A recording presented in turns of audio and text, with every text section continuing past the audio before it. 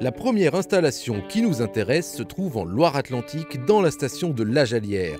Un bâtiment d'élevage particulièrement innovant et tourné vers l'avenir. En plus d'être un bâtiment d'élevage, ce dispositif est un véritable outil de recherche qui a été conçu pour répondre à 3 objectifs complémentaires. D'abord, nous permettre de conduire notre programme expérimental dans le respect de l'exigence méthodologique. Ensuite, de valoriser les technologies, les innovations en matière d'équipement, comme la distribution automatique d'aliments, comme le paillage automatisé, mais également l'utilisation d'un roto de traite. Ensuite, nous avons profité de la valorisation, de la modernisation de ce site pour produire de l'énergie, pour réduire nos consommations énergétiques. Autre installation, cette fois sur la station expérimentale de Boigneville, la plateforme Métiers du grain. Cet outil développé par Arvalis Institut du Végétal permet de mener des recherches sur la réception, le nettoyage, le stockage et la conservation des grains. Premier sujet d'étude, la maîtrise des insectes des grains stockés. Ici, les équipes développent des solutions originales pour que les organismes stockeurs puissent répondre aux normes réglementaires ou commerciales tout en limitant le recours aux insecticides. D'autres programmes seront étudiés par la suite sur la qualité sanitaire ou l'évaluation des différentes techniques de séchage du maïs. L'autre objectif de la plateforme est de proposer une offre de formation destinée en priorité aux jeunes embauchés dans les organismes stockeurs, aux agriculteurs stockeurs et aux étudiants, permettant d'approfondir leurs connaissances en agriculture conventionnelle comme biologique.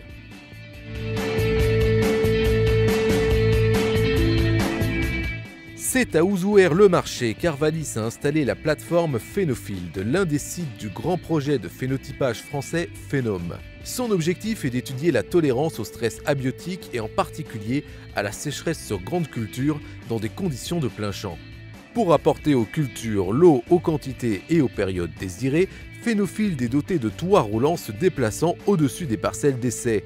Un système d'irrigation très précis permet de parfaitement gérer les doses d'eau à appliquer pour simuler différents scénarios de stress hydrique.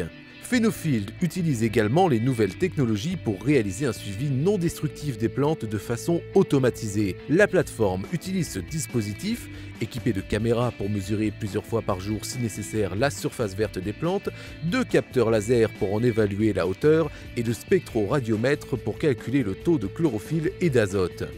Au total, plus de 300 variétés peuvent être testées chaque année sur ce site.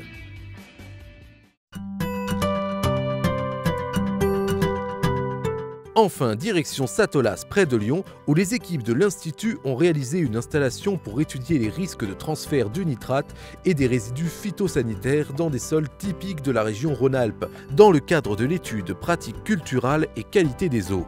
L'essai transfert est un dispositif de 3,80 hectares divisé en 3 parties. Une partie monoculture de maïs, une partie rotation avec des cultures représentatives de la région Rhône-Alpes et une partie couvert permanent. Ce sont ainsi 13 modalités qui sont comparées sur ce dispositif. Chaque modalité est équipée de 2 cases visimétriques d'1 mètre carré avec une pente de 5%. Elles sont implantées à 1,40 m en dessous de la surface du sol, au-dessous du niveau atteint par les racines.